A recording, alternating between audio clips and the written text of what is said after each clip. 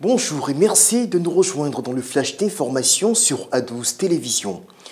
Comment mettre un terme au combat récurrent entre la rébellion du M23 et les forces armées congolaises dans l'est de la République démocratique du Congo? La 36e session de l'Union africaine qui se tenait la semaine dernière en Éthiopie a été l'occasion pour les chefs d'État de la région de réfléchir à un mécanisme de financement d'un cessez-le-feu entre les belligérants. L'organisation panafricaine appelle également à un appui financier de la communauté internationale.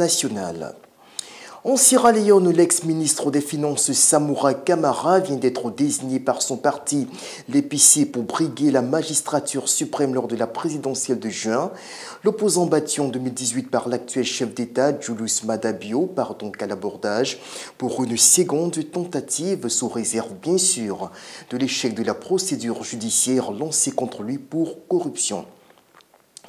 Son discours était très attendu quelques jours avant la commémoration effective de l'an 1 de la guerre d'invasion déclenchée sur son initiative en Ukraine.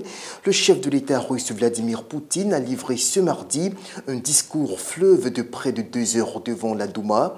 Sans surprise, le patron du Kremlin s'est à nouveau acharné contre l'Occident qu'il accuse de comploter contre la Russie. Il a également annoncé le retrait de son pays du traité de désarmement nucléaire New Start signé en 2010 à Prague, en République tchèque. En Turquie, les secours s'activent au mieux pour tenter de retrouver des survivants. Officiellement, le bilan actuel fait état de 8 morts 48 heures après le séisme de lundi qui a secoué encore le sud du pays. Sport football, ce mardi, le Real de Madrid a étrillé le club anglais de Liverpool 5-2 avec un doublé du Français Karim Benzema en Ligue des Champions UEFA. Fin de ce flash d'information, merci de votre attention. On se retrouve dans quelques heures pour le journal.